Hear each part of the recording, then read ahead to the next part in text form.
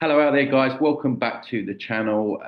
Today I have another guest who I'm really excited to speak to, who I've been looking at quite a lot of his work recently, as we try to figure out what the hell is going on in this crazy place that we find ourselves in. Before we get into it, guys, don't forget to like, comment, subscribe, all that stuff as usual. So today, welcome to the channel, Mike Martin. He has a YouTube channel called My Dark Explorations. So go and check him out there as well. Mike, how are you? How's it going? How are you finding this crazy, insane asylum? I'm doing great. Thank you for inviting me. And yeah, we're all trying to get through this. I mean, that's the whole purpose of it. But I mean, we're here obviously for a reason, and we know things for a reason. So I think we'll utilize what we can to get ourselves the hell out of here. Yeah, exactly. One thing I liked about you, which I think I'm kind of the same, is you very much like shoot from the hip, right? You don't mince your words, and I really like people like that because I'm like that. So when I was listening to you, I was like, yeah, yeah. So so that was really good to hear. But if you just want to give people a little bit of information about your background and how you got into, I mean, OBEs is your thing, one of your niches, I guess you could say. There are a couple of things that I want to drill down on that I found quite interesting that you talk about. So yeah, where did it all start for you then? And where did you like wake up to this mess, or have you always been awake to it? As a kid, I had a lot of experiences that I didn't know what they were. And I also had a lot of what I would consider nightmare style experiences. Um, and and it really kind of made me question everything that was going on because like I'm thinking I'm living in a hellhole. Also, I was in a family that wasn't necessarily religious, but we had this bus that came by every Sunday, and it was a Southern Baptist church. And my mom would say, "Yeah, you really need to go to church." So she would send me on there. And it was all fire and brimstone type of thing, you know. And they never put me in the kids class. They always put me in the with the adults. And you're going to hell basically for everything. So it was like, I got the full Monty. When it came down to it, they said, "Oh, we're not pulling any punches on this guy. We're going to scare the hell out of him." But for me, it just made me question everything. Yeah. So years later, when I was in my 20s, I was reading about paranormal stuff, and I happened to learn about out of body experiences. And I was completely floored. I'm like, I got to try this because the type of person that if I see something, I want to do it if I really like it. So I tried a bunch of different techniques in the book called Journeys Out of the Body by Robert Monroe. That's the book that intrigued me. So I tried that, and it took me about 11 months of questioning my reality in order for me to become uh, lucid within a dream, which means I was awake in the dream. I knew what was going on, and I told myself that I wanted to have an out of body experience. I was whisked out of the dream into onto the side of my house outside in the astral, and basically I just kind of took account of what everything that was different. I knew that I was in the astral on the side of my house, and I knew that my body was back in bed. I knew I was in two places simultaneously. Therefore, I was in the astral. I wanted to take account of whatever was going on, a wider peripheral vision and that sort of thing, because the astral was what I wanted to check out. When that was over, I continued with my questioning my reality by asking myself many times during the day if I'm dreaming or not. I would look at a solid object, turn away, turn back. If the object had not changed, which it won't in physical life, but it will in the dream state, then I would either know that I was in the dream state or not. Well, what ended up triggering my lucidity in the dream is the fact that I realized there was something different in the dream. Something wasn't right. Something wasn't normal because I was questioning my reality so much during the day. So over time, I kept trying and trying, couldn't become successful at having an out of body experience. But in the meantime, I realized that's what I was having as a kid. I just didn't know what it was because it was back in the 70s. People didn't talk about it or know about that stuff. So as far as I knew. So what I did was, as I kept trying, then I eventually got to the point where I became lucid in a dream again. And at that point, instead of telling myself I want to have an out of body experience, thinking before I could even before I even realized basically I was in lucid in the dream, I was pulled out back in bed. on my side with my eyes closed, and there's this large oval image in the blackness that you see with your eyes closed. And it was a live viewing of a city below by the water. And it was from an aerial view of it. It was almost like looking at a round TV screen, large TV that was oval. And around it had a border and a bunch of different writing and symbols that I didn't recognize. They looked like a mixture of Celtic and hieroglyphics and three-dimensional images. So there was just a mixture of just all this weird stuff. I'm just watching it happen. I don't know what it is. I'm just like, okay, I'm in my body. I can move my fingers and toes. I know I'm not in the astral because I'm here, but yet I'm seeing through my third eye. So at that point, this lasts about 30 to 40 seconds as far as I can tell, because when you're either in the astral or in different instances, you can't really, there's no time space that you can access to try to figure out how long this lasts. So even though my body was in the physical, my mind or my third eye and that was not here. So these kept happening every time I became lucid within the dream. I would call them, at first I didn't know what they were. So I called them viewings. I kept a dream log. I had been keeping one for years. I wrote it down as a viewing, didn't know what it was. So as I kept having them, the oval image eventually became my full peripheral view, which is almost 360 degrees with your third eye. So at that point, I'm questioning what it is, not knowing. I have no control over it. I just keep seeing these different like landscapes or different places, but I didn't recognize anything. I would just see them, I would experience it, but I didn't know what it was. Eventually, I did find out they were portals, and I wasn't the one initiating. Okay, so what I want to say first is, and I know a lot of people get this mixed up because there's a little bit of a difference. Now, I had that first controlled astral experience, which is an out of body experience. That was in the astral.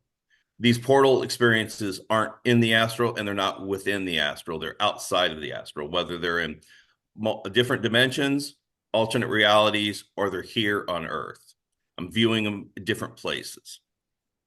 I didn't know that at first, but after decades of experiences, I realized what was going on. Once I started seeing within this, there was two-dimensional worlds, basically worlds that look like, if you looked at them at first, it would just look like a movie screen, but then you would realize there was some type of a layering within there and the things are moving around.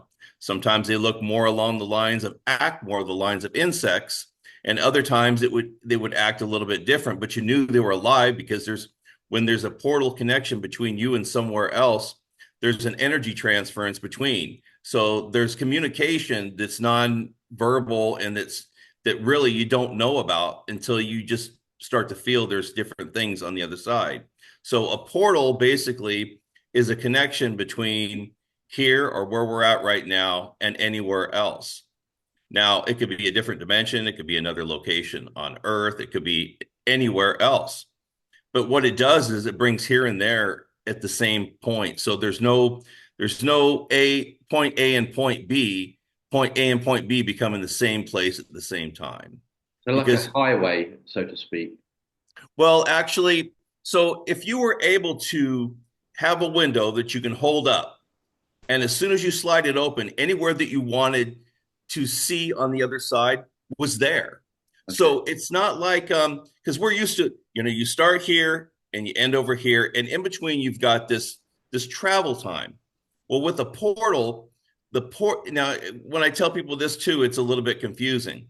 So we have Earth, we have the astral, and everything is layered right on top of it. So when I was in the astral, I could see as if I was on Earth because I was in the same space.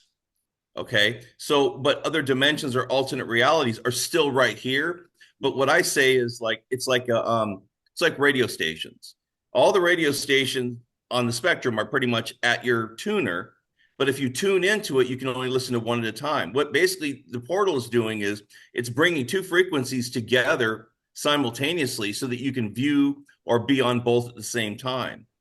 So what we're doing is everything is right here. There is no space or time. It's just an illusion. And when we're out of the physical, we can see and realize what space-time doesn't really exist.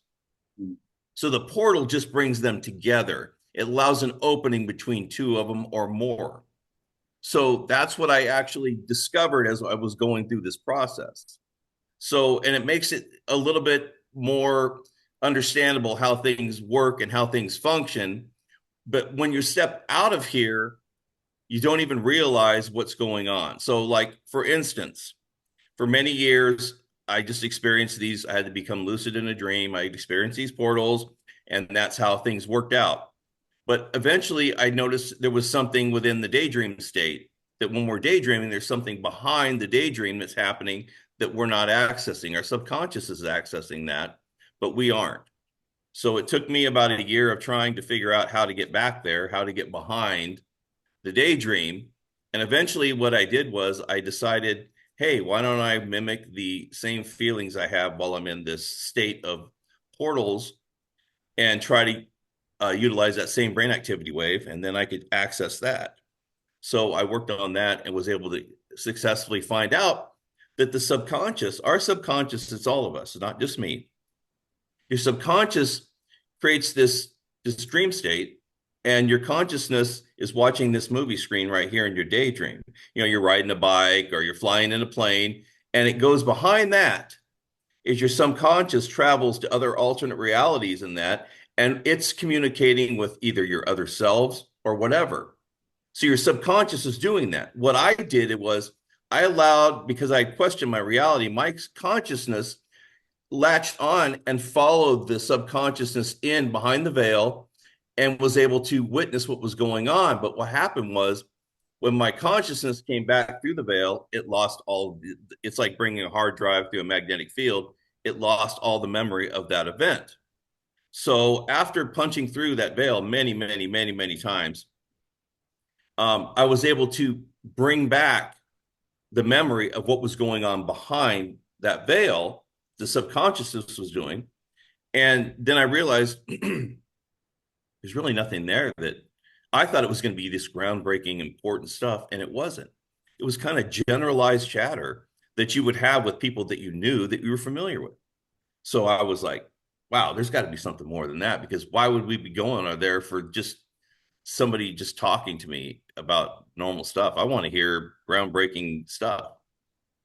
So I ended up following it, and I just kept going back and back. I would do this maybe 5 or 6 times in an hour. I could do it, but I noticed it's pretty energy intensive, so I had to take a day or two off and then try again. And I just kept going back and back.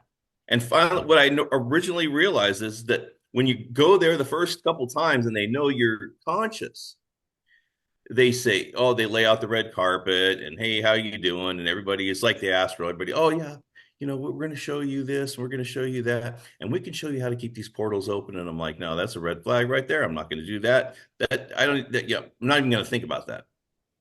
So once I started not buying into their tour guides, all these spirit tour guides or whatever they call them, because they're everywhere. It doesn't matter if it's Astral or not, same thing.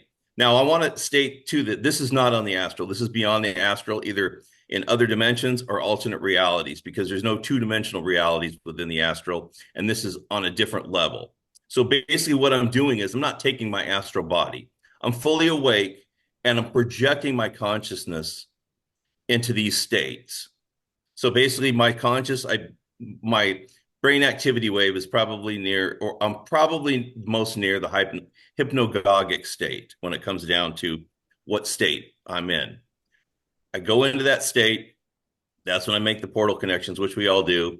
And then that's where I travel consciously through there. So I know I'm back sitting in the room. I could still move my fingers and toes, whatever I want. But my hyper focus is in the event that's occurring where my consciousness has traveled through this utilized gateway. So I get there, I'm looking at all this stuff, and they're talking to me, and I'm not really saying anything. I'm there to absorb the information.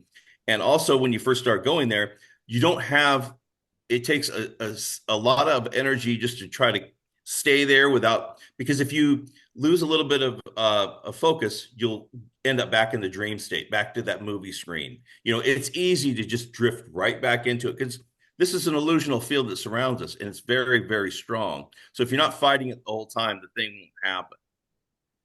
So I'm fighting it, and I'm gaining what information I can. And once they start asking questions, then all of a sudden these guides start disappearing. Nobody's there. Nobody wants to talk. Nobody wants to communicate with you. Nobody wants to do this. So I'm like, I'm putting all this together, going, wow, what the hell's going on, you know? And and once I kind of stood back to look at the big picture, then you start to realize what's really going on around us. And it's not just here, it's all around us. Take a break for a second. Do you have any questions in between? Yeah, no, it was just fascinating with what you were saying, and one of the reasons that I actually got you onto the channel is you mentioned about the subconscious. So basically, what you're saying is, you know, we've been told that like the subconscious is like the all-knowing part.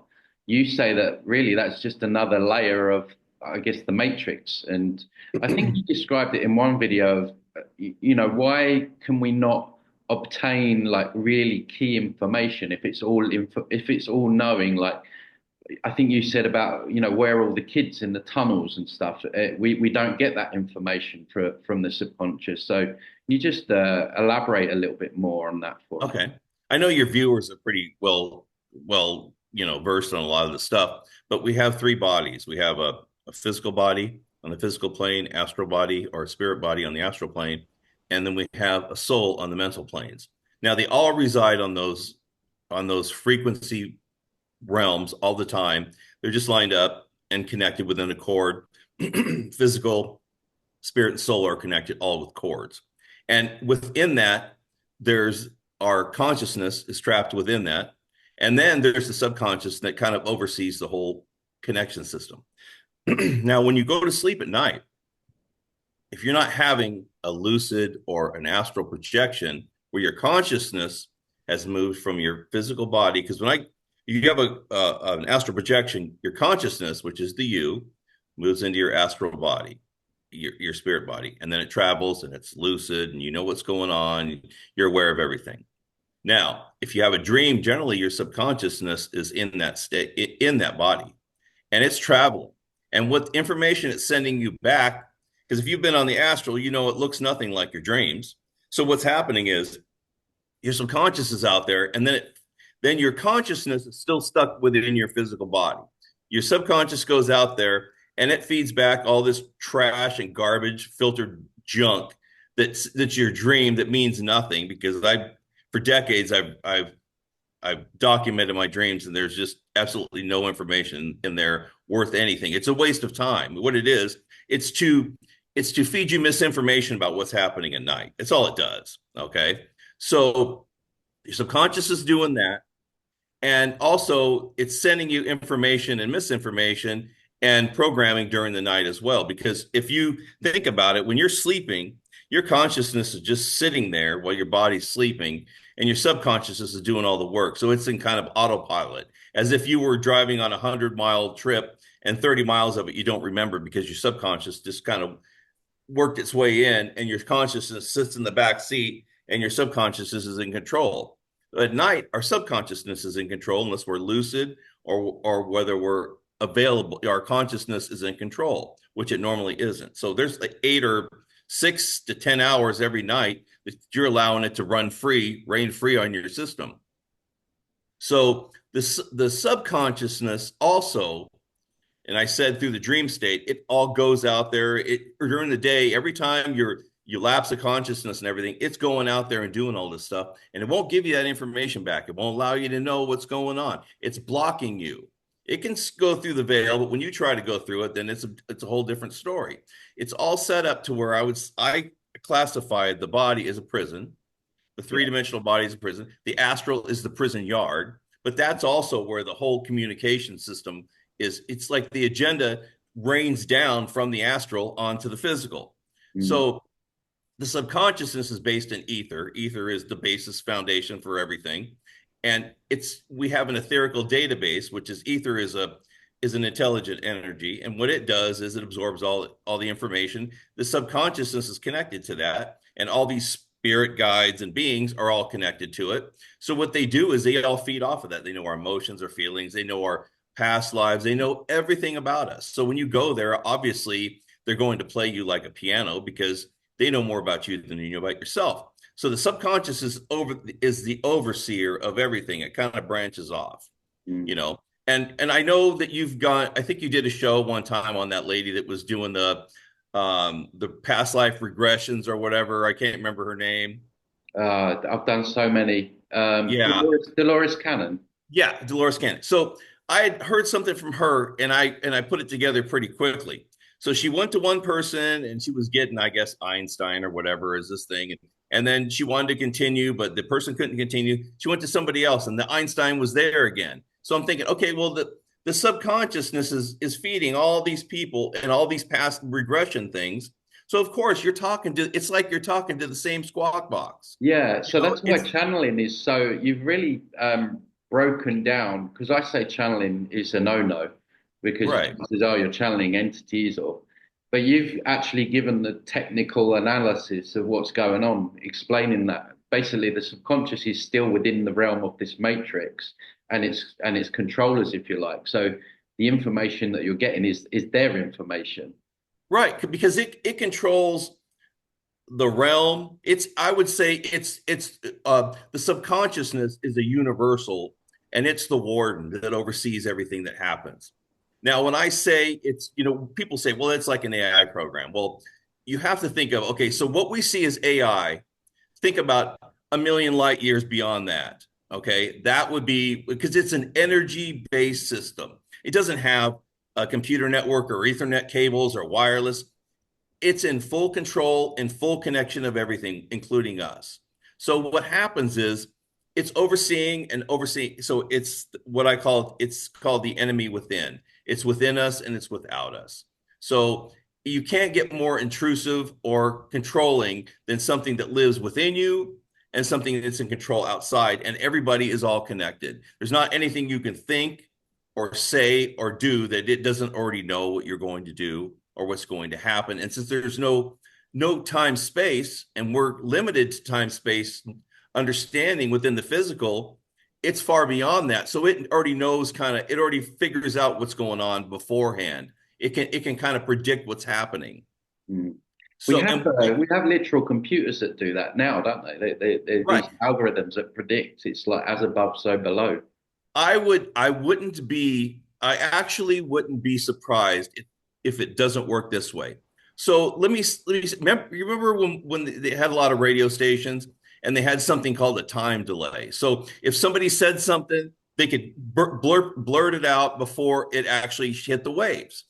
I wouldn't be surprised if we were on a time delay. So say there's a 50-second or a 2-minute time delay. So when we react, if that's not an acceptable action, then it can be changed before we understand or notice it. So I Mm. wouldn't be surprised if there wasn't a time delay on us, so that what we do versus what we see or experience, there's a delay somewhere that we're not even aware of.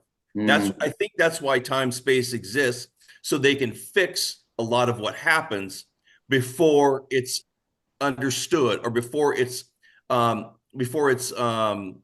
absorbed by us. Mm. So I think there's a lot there's probably that's why I think time space is even is one, because it doesn't make sense why we'd have it unless there was some way to control how it was happening. Would that So explain like something like deja vu? it completely, if you put together a lot of the experiences that you've had in your life, you could say, well, I kind of knew that was going to happen before that. Just, I mean, but it happens. You only knew like right before it happened. So it's not like you could say, hey, I know what's going to happen, because it would have happened by the time you said that. So yeah, it makes a lot of sense.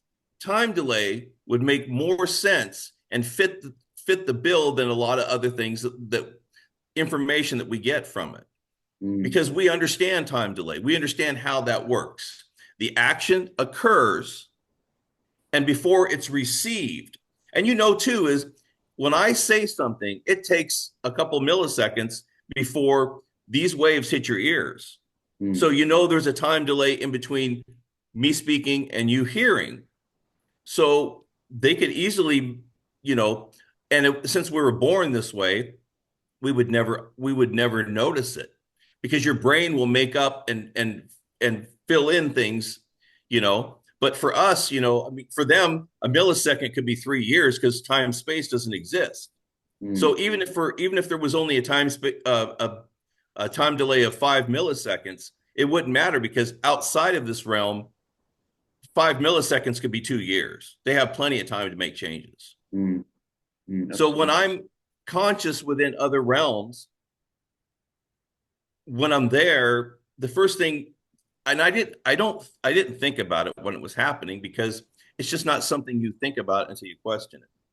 I thought about, okay, so what kind of a time frame was I there? And I think to myself, well, I don't know because it doesn't exist there. It's like it's the only thing that exists is the present.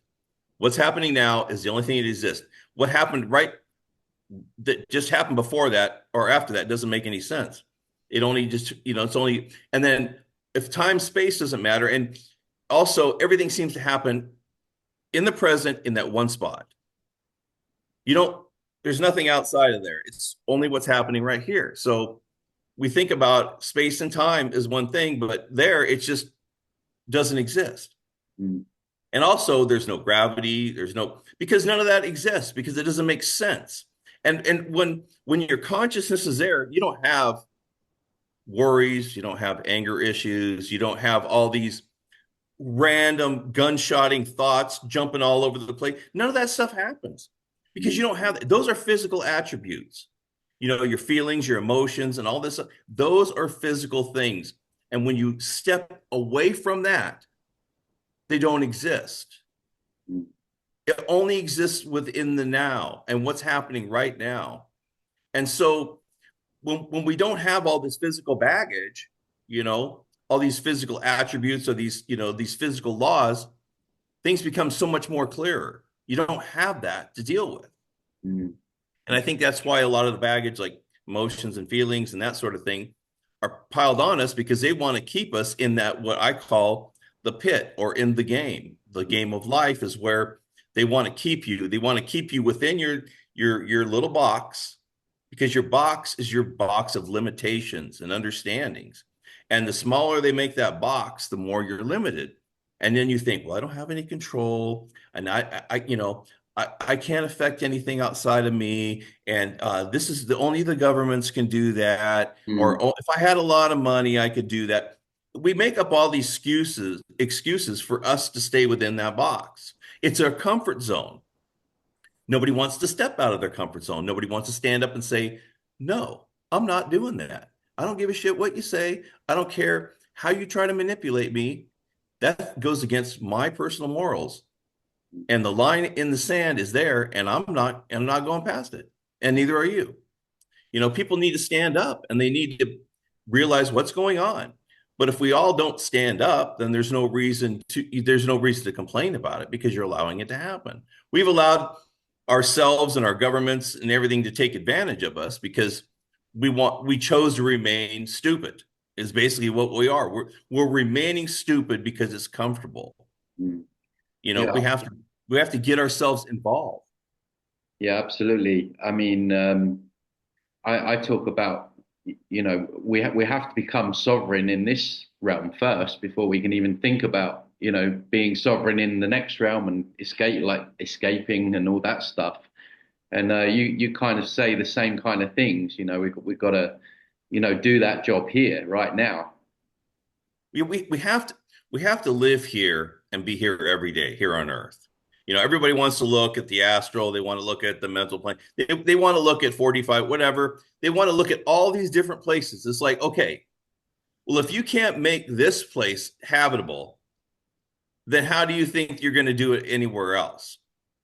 We've got a level of illusion and manipulation that constantly work against us through media and everything else. Like I said, it's coming from the astral and it's raining down on us.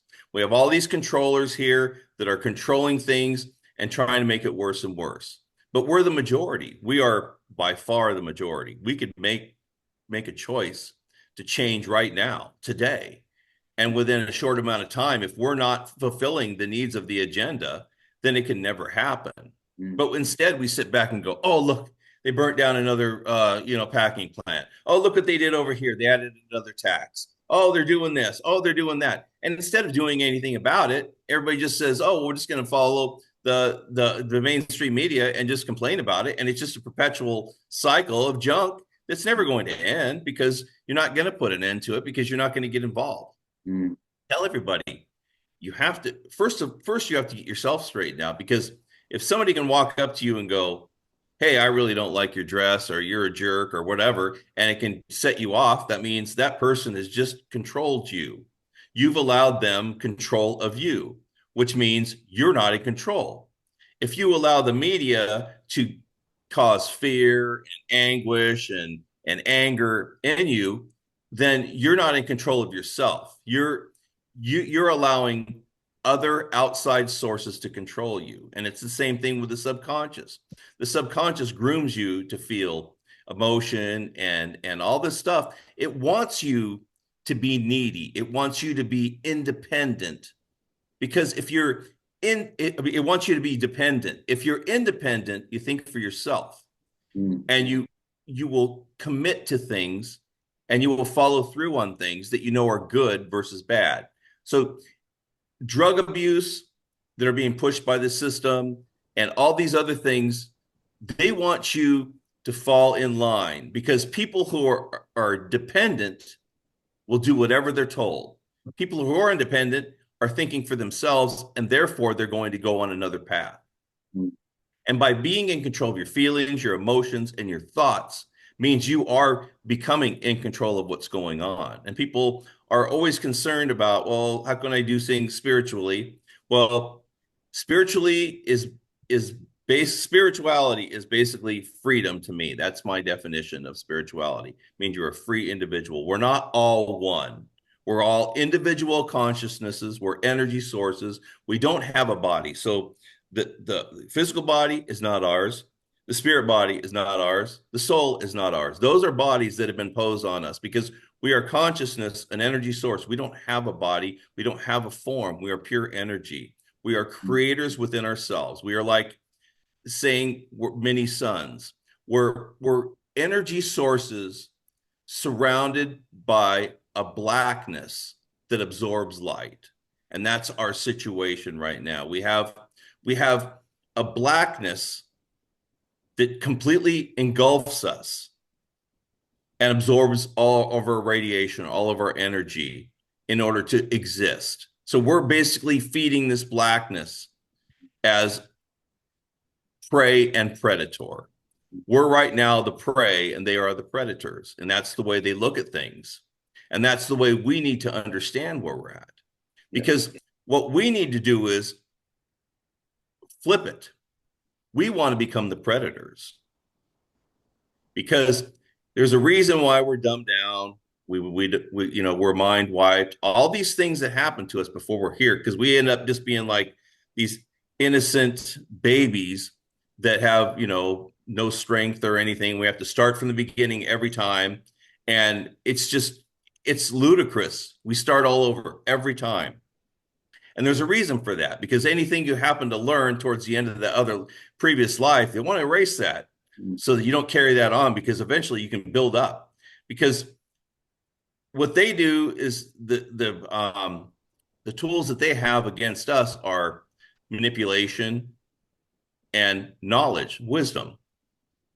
Now, we've been dumbed down to a three-dimensional world. We've been isolated from our source, and we're insulated from our source. And of course, mind wipe. So apparently we have some abilities. Well, obviously we have some abilities that they are at some point afraid of. Otherwise, there wouldn't be all this manipulation and mind wiping and everything.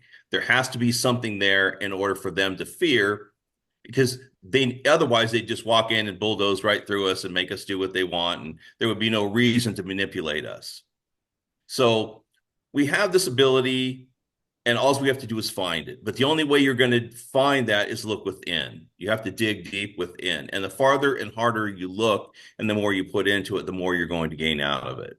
And what I tell people is, if you could see or understand 1% of what you have the ability to do, it would blow your mind. Now, people a lot of times like to look at somebody like a god or a creator. We're creators. We can create things on our own. And I think the only reason why we're in this certain spot is because of our energy source, our abilities to do that. And we somehow we're lured and trapped into our situation. Now, if we become conscious of who we are and begin to broaden our spectrum, broaden our understanding, then we become a threat. And if enough of us are a threat, then we become the predator and they become the prey. And I'll tell you what, they're really not that strong, but they are very illusionally manipulative and they are masters at their skill. Yeah.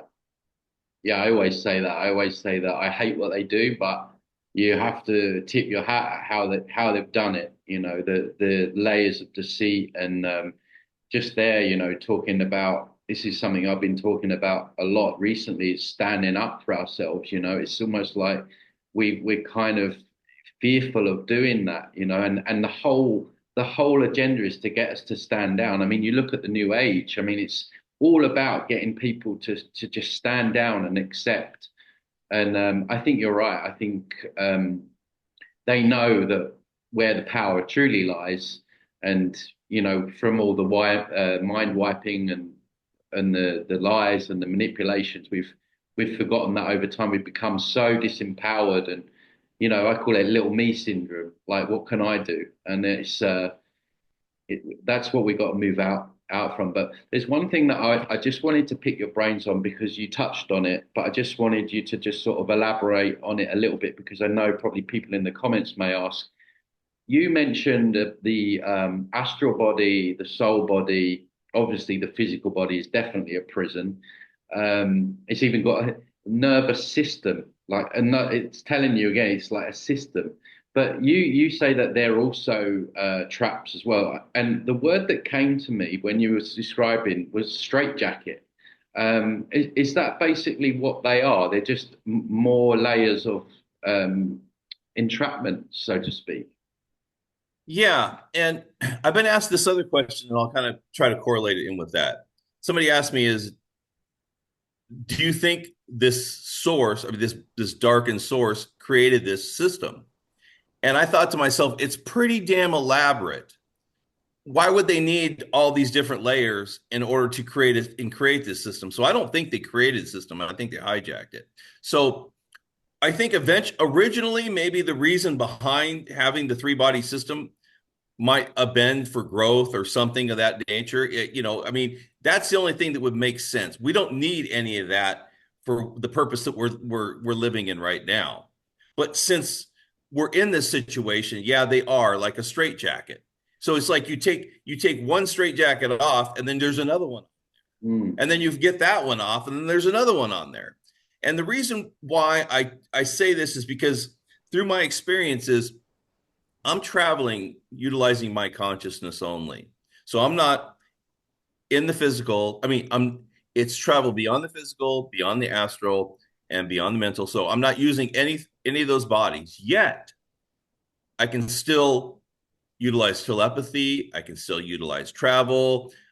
I still have all the abilities I would need as a being in order to exist. So I've found a way to strip outside of those three body system and outside of the subconscious and travel beyond that so that I can see that this right here is a singular being Mm. without all of the baggage, and I'm still able to do what I need to do in order to do what I need to do. I And mean, the way you're this is doing that really is just from intention, strong intention, and right. willpower. I mean, you're not like jumping through hoops. I mean, unless there's something Yeah, you're not it's telling me there. yeah. So what it is when this whole thing began, there was obviously a third party that was initiating the portals in the beginning. I don't know who they are. I have no idea. Never gave me any information. Sometimes I would get information based upon like those symbols that I said, the writing, but I don't have a photographic memory and I don't understand it. I mean, I don't know.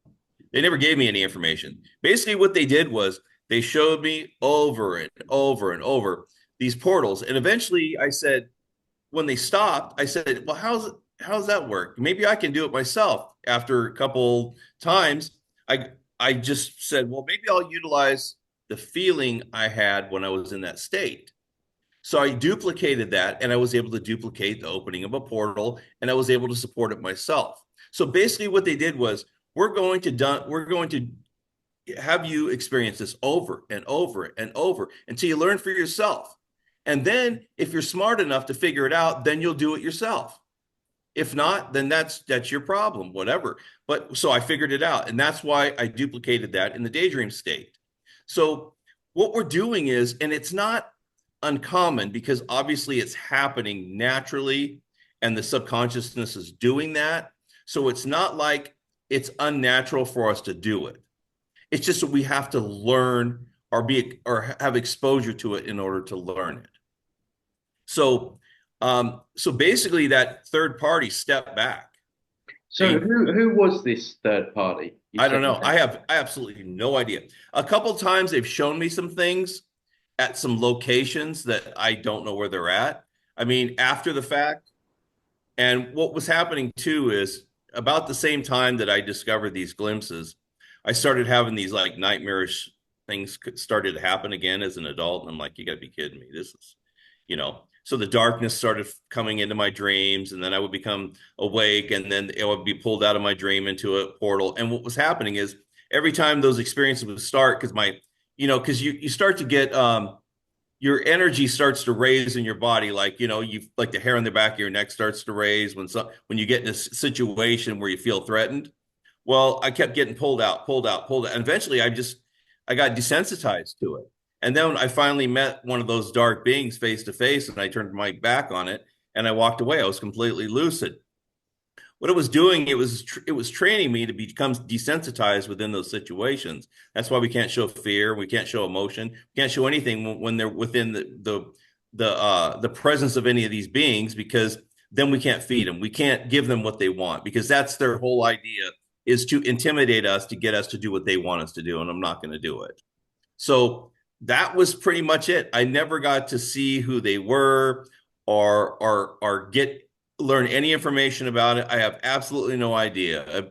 I've kind of just like beat the fence on that, but I don't know. I mean, it's just like somebody who's in the background that's allowing me or teaching me through repetition, and that's all it came down to, And I think if you're going to teach somebody without influencing them, that's the best way to do it, because you're not giving them anything to feed off of you. It's just you have the experience and you decide what to do with it. That was kind of what it was. Mm. So, I mean, a lot of the talk obviously is, how, I mean, you describe it the way I describe it in terms of the astral being the prison yard. Um, I mean, my thinking is that when we leave here, we want to get out of the astral completely. So, how when your time comes, what are you going to do, and where are you going to go yourself? Like, how are you going to transition? I'm not planning on getting to that point. My plan is destroy the system from within before we even get to that point.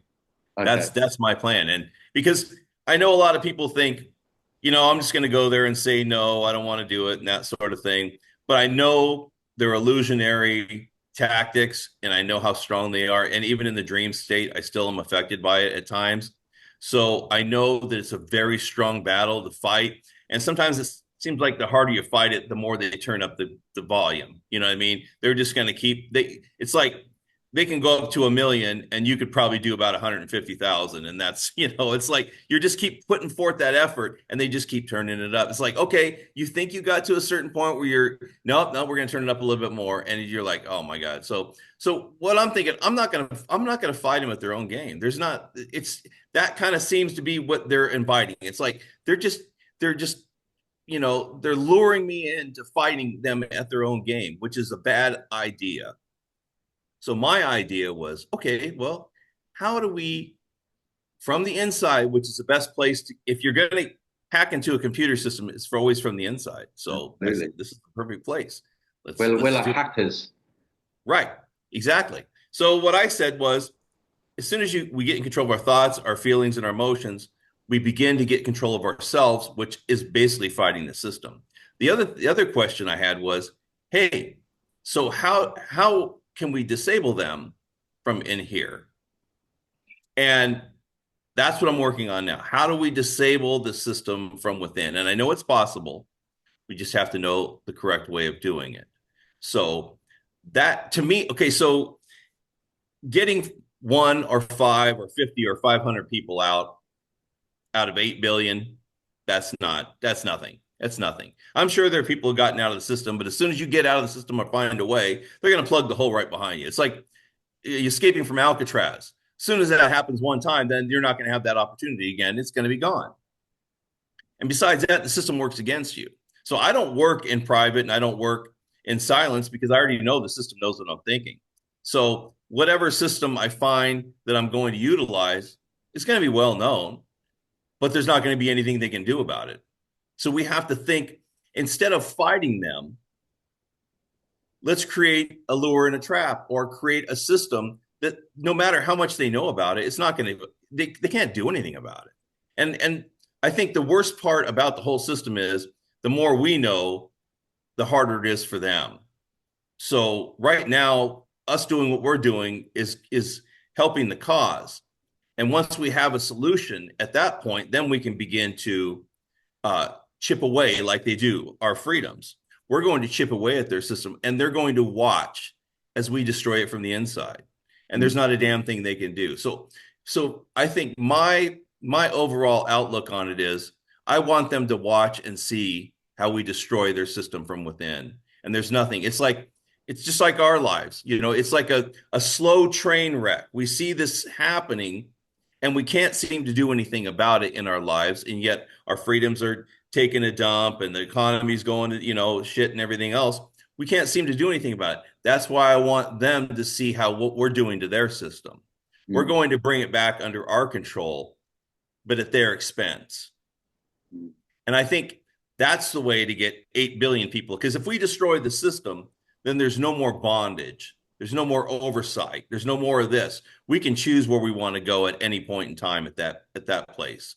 But if you do happen to maybe find a way out and it's not successful, you're back into it again. And how many more times you want to go back into it? As everything is declining here, you keep coming back and you're in a lower and lower state, and it's just terrible. Mm. So I think destruction of the system is the only way out. Mm. It does feel like, as well, just to get out of here and knowing that, people that you care about are still in here. It would, I mean, you say there's no feelings as such there, but it doesn't feel right, certainly right now, just to think, well, I'm going to get the hell out of here and leave everyone else in here. But the whole thing is so evil to its core. It really does need to be bringing to an end. And I've researched about this. I don't know if you saw it on your travels, your astral travels, but there's like a place that people go. They've made films about it, which is kind of like another earthly realm in the astral, where they have jobs, like the Beetlejuice film, and if you consider that there's souls over on that side as well, the whole thing really does need to come down, like you say. The one thing that made me really think about it was, I love animals. Me and my wife love animals, and we have a lot of rescue animals and that sort of thing. And I thought to myself, if you have to really look at it in a way that, because a lot of times people can be very, it's sometimes people aren't very appreciative or whatever. That doesn't really matter to me, but people don't want to work together a lot of times. But if you look at animals, they're very harmonious overall. They are very welcoming generally and all that sort of thing. Well, they're stuck in a situation very similar to ours, I'm sure. So my thought was, you know what? If I'm going to get out of here, then I'm taking them with me, or I'm giving them the choice on their own, because nobody else is going to help them. Who's going to help them? So I thought to myself, you know what? This is how it has to be. I mean, we have to destroy the system. So if they choose to live in a system like this, or I'm sure it'll change at that point, or they can go on their own way. But my thing is, there's so much, there's so many alternate realities in different dimensions. I would say trillions, unlimited, from what I've seen. And I don't know if they're under the same type of control, but my thing is, why wouldn't you just allow everyone the ability to have freedom versus just one or 10 or 50 or 500? So I figure, you know what, if we're going to do it, it's you do the whole thing, because it really doesn't matter if you just get out and everybody that you love and care about is still stuck here. Mm. So I just don't really think that's a way out. I think if you're going to be It's almost successful, like then you being go in the whole like a way. burning house, you running out the house, and I don't know, just everyone's still left in their burn. It wouldn't feel too good, would it? Right. No, it's not. And that's why I said, I mean, if we're going to do it, let's just do it the whole time. There's a whole way. Take down the whole place, because it's not impossible. You Mm. know, I don't believe it's impossible. I don't think anything's impossible at this point. And I try to instill that with people. I mean, you're in this box. I understand. I've been there. A lot of times you can still get stuck in there, but you have the only way that you're going to get out of that box is through perseverance and drive. That's the only way you're going to get out of there. You have to get yourself out, because nobody can tow you out, nobody can break you out.